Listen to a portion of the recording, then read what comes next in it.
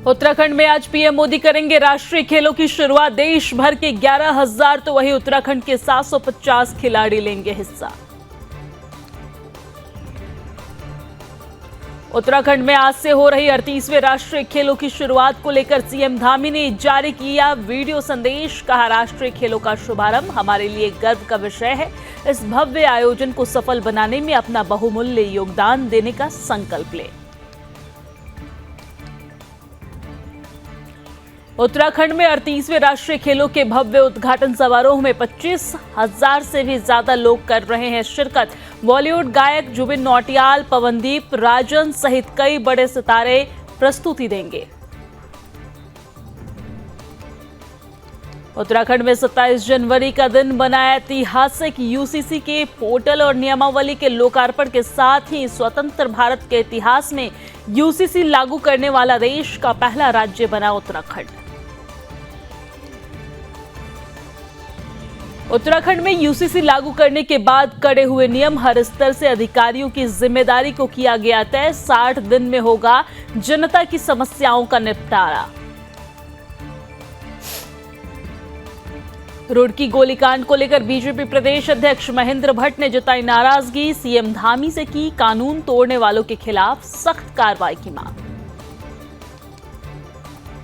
चार धाम यात्रा की शुरुआत को लेकर बड़ी खबर। बद्रीनाथ धाम के कपाट खोलने की तारीखों की जल्द होगी घोषणा। 2 फरवरी से होगी धार्मिक कार्यक्रमों की शुरुआत।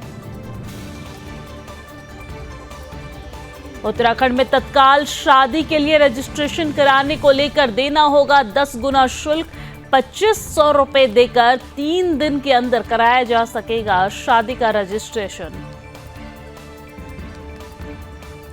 38वें राष्ट्रीय खेलों के आयोजन के बाद उत्तराखंड में जल्द किया जाएगा इंटरनेशनल फिल्म फेस्टिवल का आयोजन। देश विदेश से कई सितारे लेंगे कार्यक्रम में हिस्सा।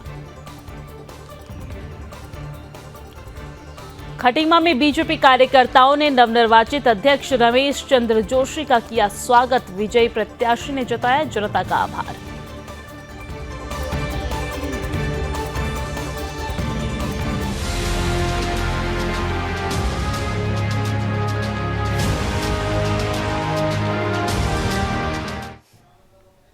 नमस्कार, सुदर्शन न्यूज पर अपना उत्तराखंड देख रहे हैं आप। मैं हूं आपके साथ दिव्या सिंह। बुलेटिन की शुरुआत बड़ी खबर के साथ करते हैं। बड़ी जानकारी आपको दे दें कि आज उत्तराखंड के दौरे पर हैं प्रधानमंत्री नरेंद्र मोदी। नेशनल गेम्स का शुभारंभ करेंगे प्रधानमंत्री नरेंद्र मोदी। राज्य विकास से जुड़ी परियोजनाओं पर भी चर्चा करेंगे सीएम पुष्कर सिंह धामी। खेल मंत्री रेखा आर्य भी इस दौरान मौजूद रहेंगी। शाम 6 बजे होगा खेलों का उद्घाटन। पीएम आगमन को लेकर देहरादून रूट डायवर्जन किया गया है। 10 शहरों में किया जाएगा खेलों का आयोजन। उत्तराखंड में 750 प्रतिभागी लेंगे हिस्सा। उत्तराखंड के जो कुल प्रतिभागियों की संख्या है वो 750 है। पहली बार राष्ट्रीय खेलों की मेजबानी कर रहा है उत्तराखंड। और देहरादून में होंगे 15, ऋषिकेश में 5 इवेंट, हरिद्वार में 3, टिहरी में 2 कार्यक्रम होंगे। उधम सिंह नगर की अगर बात करें तो वहां पर 5, हल्द्वानी में 6 इवेंट होंगे। तो देवभूमि में खेलों का महाकुंभ और खेलों के महाकुंभ में खिलाड़ियों का संगम देखने को मिल रहा है। कई राज्यों के खिलाड़ी इसमें अपना दमखम दिखाएंगे, मैदान में उतरेंगे। और आपको जानकारी दे दें कि उत्तराखंड के कुल 750 खिलाड़ी मैदान में उतरेंगे और प्रधानमंत्री नरेंद्र मोदी के हाथों खेलों का शुभारंभ होना है। और इसी को लेकर प्रधानमंत्री नरेंद्र मोदी आज उत्तराखंड के दौरे पर हैं। लगभग तैयारियां पूरी हो चुकी है। मंच पूरी तरीके से सजकर तैयार है। बस कुछ ही देरों में प्रधानमंत्री नरेंद्र मोदी खेलों का उद्घाटन करने वाले हैं।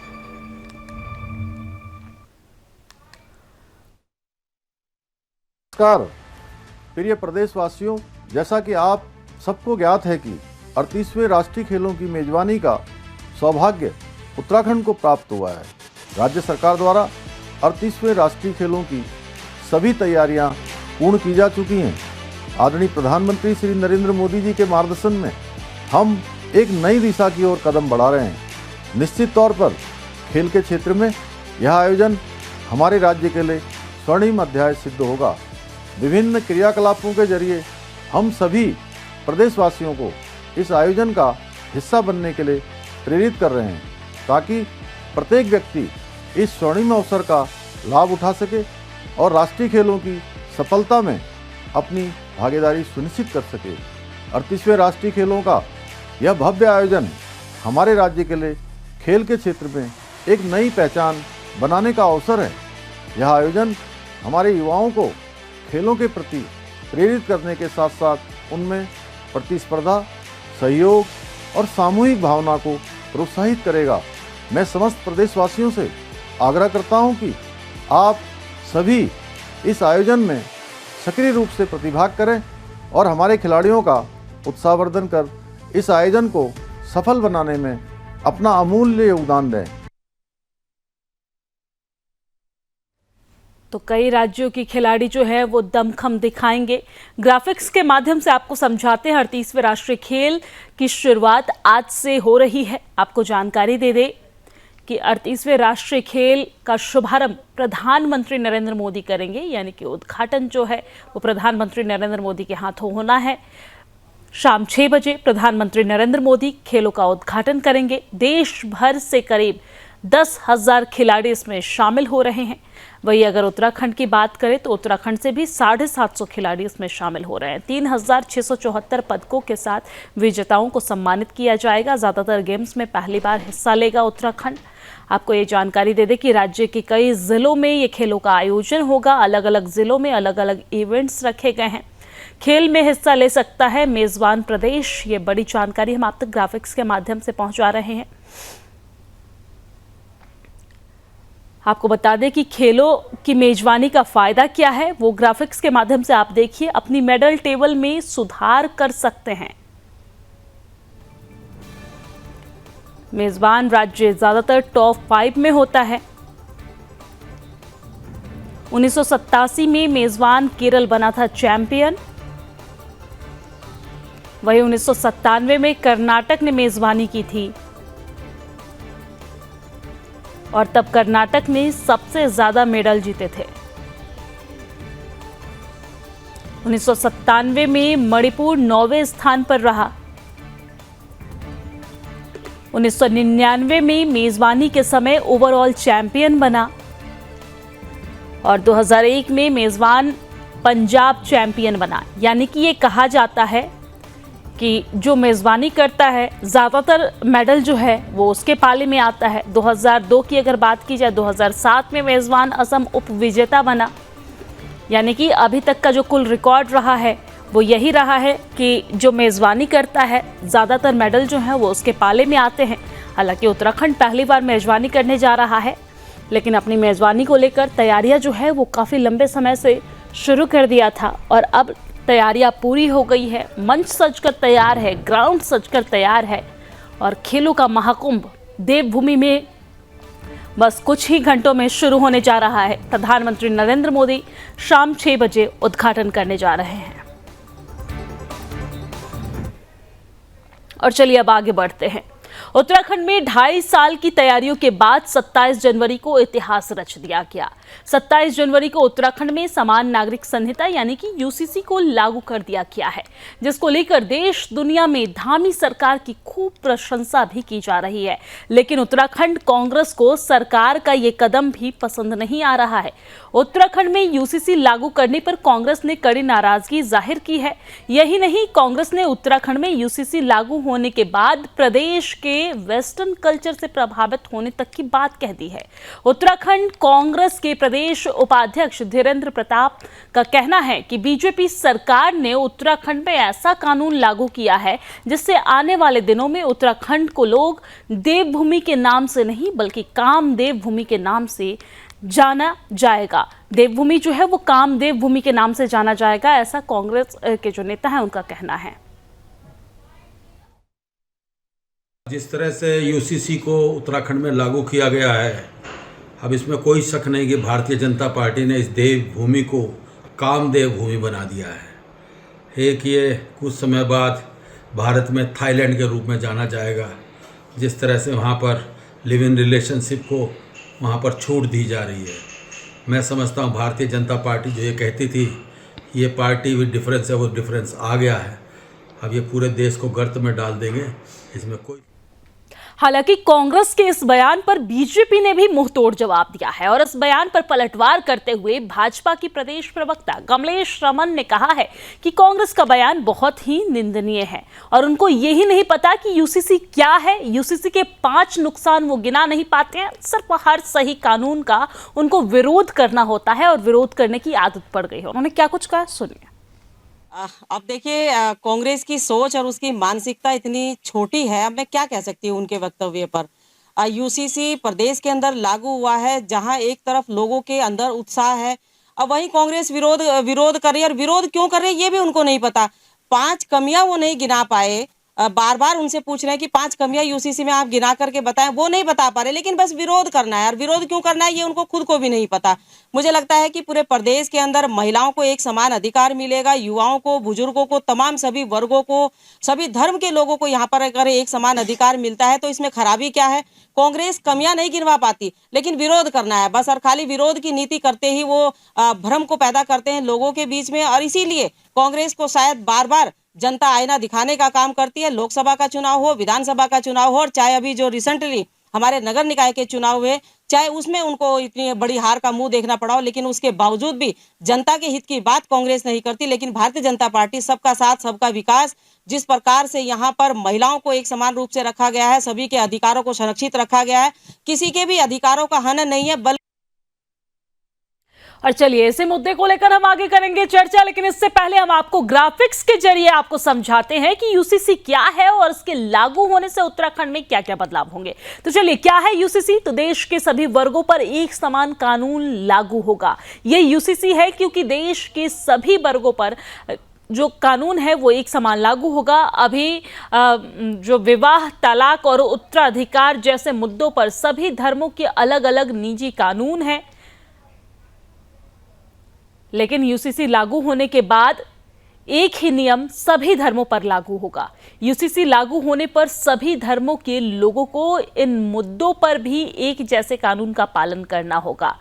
वो मुद्दे क्या क्या हैं, चाहे वो शादी को लेकर हो या फिर अलग अलग तलाक को लेकर हो, अलग अलग मुद्दों पर एक जैसे कानून के जो नियम हैं वही पालन करना होगा। उत्तराखंड के बाद असम और कुछ अन्य राज्यों में भी यूसीसी लागू करने पर विचार कर रहे हैं। यानी कि उत्तराखंड जो है वो देश का पहला ऐसा राज्य बना है जो यूसीसी सबसे पहले लागू किया है, यानी कि यूसीसी लागू किया है। यूसीसी से क्या क्या बदला है? तो रूढ़वादी तरीके से नहीं हो सकेगा तलाक, और क्या क्या बदला है वो भी हम आपको ग्राफिक्स के माध्यम से दिखाएंगे। बहुविवाह और हलाला पर बैन लगेगा। साथ ही साथ पुरुषों और महिलाओं की शादी की एक उम्र तय होगी। इसी के साथ 60 दिनों के अंदर शादी को रजिस्टर कराना जो है रजिस्टर कराना वो अनिवार्य होगा।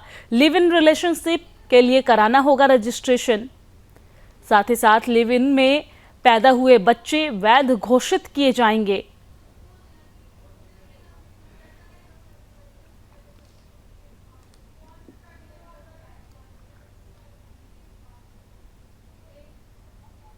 और चलिए इसी मुद्दे को लेकर करेंगे चर्चा, लेकिन उससे पहले आपको सीधा लिए चलते हैं दिल्ली के विकासपुरी, जहां पर सीएम योगी आदित्यनाथ क्या कुछ कह रहे हैं सबसे पहले वो सुनवा देते हैं। वर्षों से दिल्ली की जनता को प्यासी तड़पने के लिए छोड़ा है, उस पार्टी को आज अपने वोट से तरसा दीजिए उसको। ये सबसे अच्छा अवसर है। बहनों और भाइयों, दुनिया का पहला राजनीतिक दल है आम आदमी पार्टी, जिसकी सरकार के लगभग दर्जन भर मंत्री और जनप्रतिनिधि जेल की सिकोचों के अंदर बंद हैं बेईमानी और भ्रष्टाचार के कारण। एकमात्र पार्टी है जिस पार्टी के ऊपर भ्रष्टाचार का आरोप लगा है। एकमात्र पार्टी है जिस पार्टी ने जो कहा वह करके नहीं दिखाया। याद करिए 2013-14 में 13 में इस पार्टी ने कहा था जन लोकपाल का आश्वासन दिल्ली वासियों को दिया था। क्या जन लोकपाल का विधेयक पारित करके इन्होंने जन लोकपाल बिठाया? इन्होंने सिटीजन चार्टर की बात कही थी, जनता के प्रति जवाबदेह सरकार की बात कही थी। ये जनता के प्रति क्या जवाबदेह हो पाएंगे? ये तो जनता के हकों पे डकैती डालने वाले लोग हो गए। इन लोगों ने डकैती डाली है, सरेआम डकैती डाली है। बहनों और भाइयों,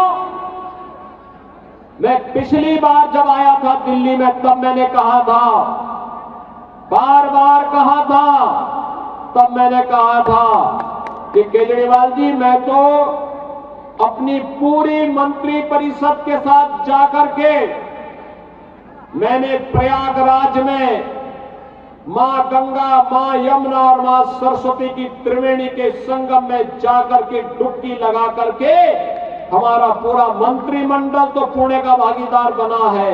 हमने उत्तर प्रदेश के विकास की एक नई कार्य योजना भी वहां स्वीकृत की। लेकिन मैं पूछना चाहता हूं, आम आदमी पार्टी की सरकार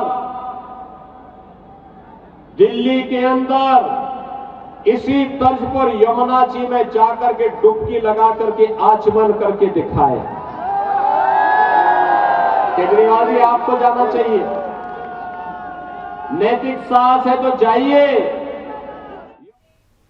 तो दिल्ली के विकासपुरी से मुख्यमंत्री योगी आदित्यनाथ को सुन रहे थे आप। चलिए अब हम अपने मुद्दे पर वापस लौटते हैं। उत्तराखंड में यूसीसी लागू होने के बाद सियासत पूरी तरीके से गर्मा गई है। जहां पर कांग्रेस की तरफ से तमाम तरह के बयान दिए जा रहे हैं, तो वही बीजेपी की तरफ से पलटवार भी किया जा रहा है। इसी मुद्दे पर हम चर्चा करेंगे। चर्चा के लिए हमारे साथ तमाम मेहमान जुड़ गए हैं। सबसे पहले आपका उनसे परिचय करवा देती हूँ। हमारे साथ बीजेपी के प्रवक्ता अविरल मलिक जुड़ गए हैं, साथ ही साथ कांग्रेस प्रवक्ता हमारे साथ पूनम कंडारी जी जुड़ गई हैं। आप दोनों मेहमानों का बहुत बहुत स्वागत है सुदर्शन न्यूज पर। पूनम कंडारी, सबसे पहले आपके पास आते हुए, प्रदेश सरकार की तरफ से प्रदेश के हित में एक कड़ा फैसला लिया गया है, यूसीसी लागू किया गया है। कांग्रेस को इसमें भी क्यों परेशानी हो रही है? कांग्रेस को सिर्फ लिव इन रिलेशन क्यों दिख रहा है? तमाम तरह की महिलाओं के अधिकार की बात क्यों नहीं दिख रही है? और खासतौर पर आप महिला हैं, तो मैं ये क्वेश्चन आपसे जरूर पूछूंगी। यहाँ पर महिलाओं के हक का काम किया गया है। इस कानून के लागू होने से महिलाओं के पक्ष में कई सारे फैसले हैं, इसके बाद भी कांग्रेस को मिर्ची क्यों लग रही है? मैडम, आपकी आवाज नहीं आ रही है। आप अपने फोन से म्यूट हटा दीजिए, अनम्यूट कर दीजिए खुद को।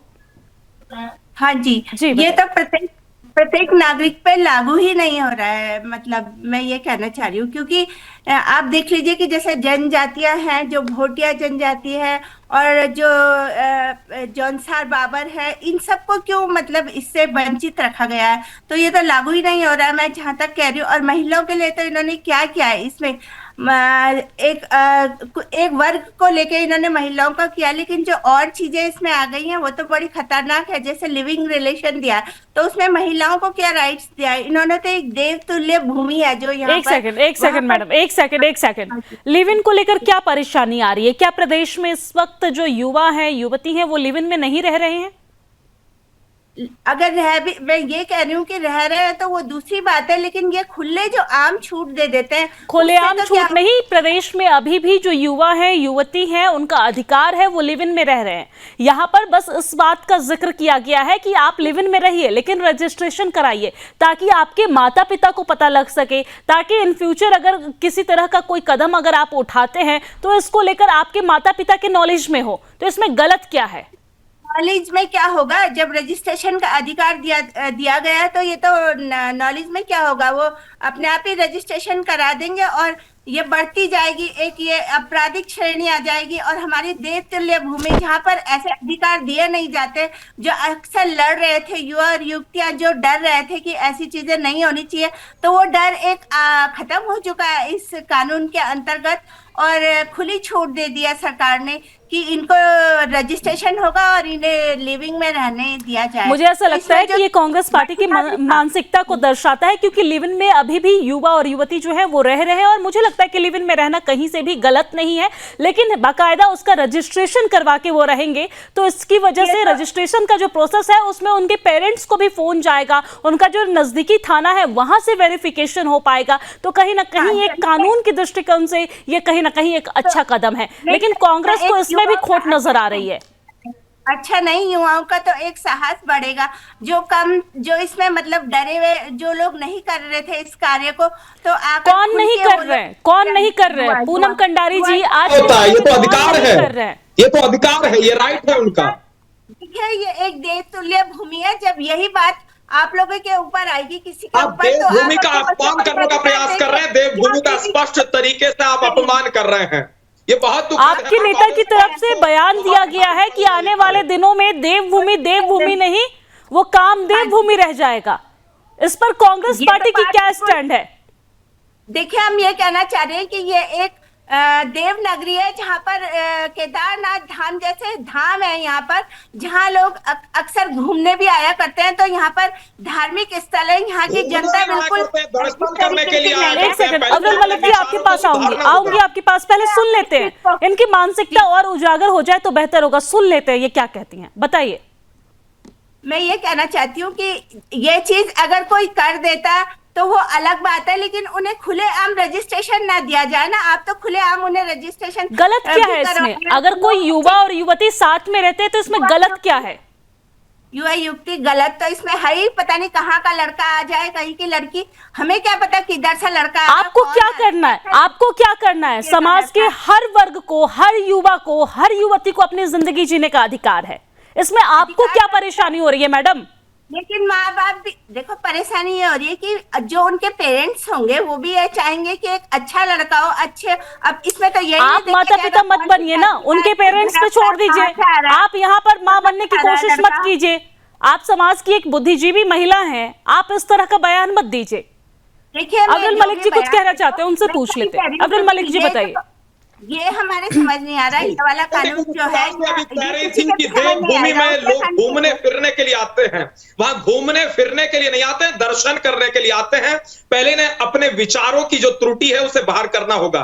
साथ ही साथ जहां तक विषय है लिव इन रिलेशनशिप का, वो उनका अधिकार है, वो क्या करना चाहते हैं वो कर सकते हैं, पूर्ण रूप से स्वतंत्र है। कांग्रेस पार्टी गांधी परिवार या 10 जनपद तय नहीं करेगा कि कौन कहां किसके साथ घूमेगा, किसके साथ रहेगा, लिव इन में रहेगा कि नहीं रहेगा। ये गांधी परिवार का अधिकार नहीं है, ये सोनिया जी, राहुल जी, प्रियंका जी से पूछकर तय नहीं होगा।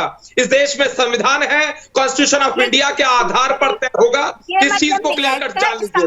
अगर सबको समान अधिकार मिल रहे हैं, हम समान अधिकारों की पैरवी कर रहे हो, समान अधिकारों की बात कर रहे हैं, तो इससे आपको क्या पीड़ा है, आपको क्या समस्या है? कम से कम आप ये बता दीजिए। आप संविधान का भी अपमान कर रहे हैं, आप कानून का भी अपमान कर रहे हैं। एक एक करके बोलिए, एक एक करके बोलिए। पूनम भंडारी कर रहे हैं, काम देवभूमि कह रहे हैं, ये बहुत ठीक दुखद है। पूनम कंडारी मैडम, आपको पूरा समय दिया गया है। अब्दुल मलिक क्या कहते हैं सुन लेते हैं, फिर आपसे जवाब लेंगे।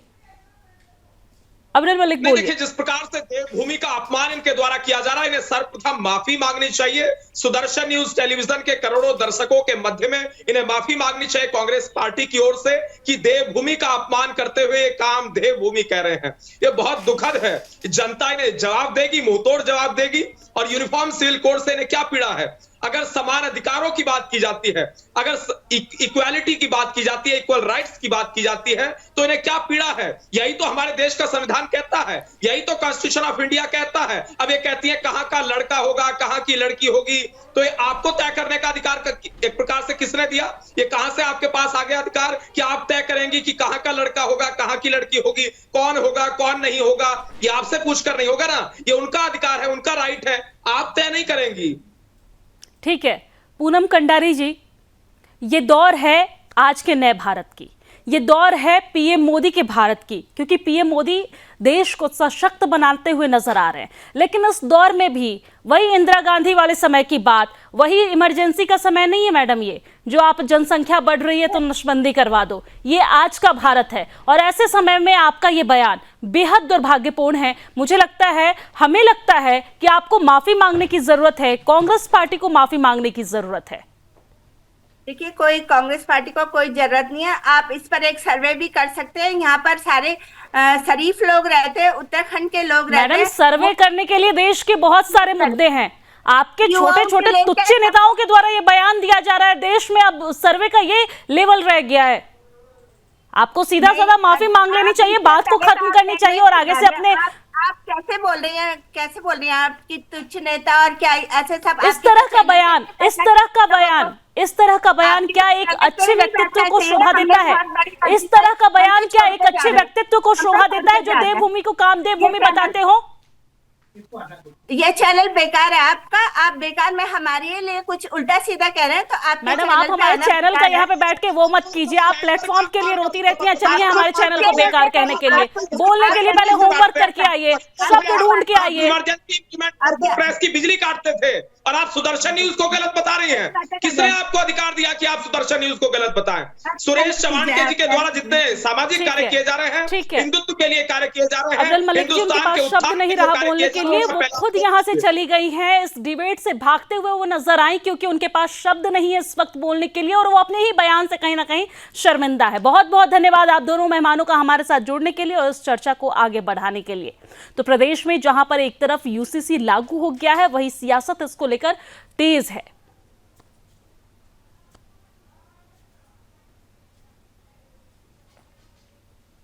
और इसी के साथ उत्तराखंड के बुलेटिन में फिलहाल के लिए इतना ही, लेकिन देश और दुनिया की तमाम खबरों के लिए आप देखते रहिए सुदर्शन न्यूज। जय हिंद।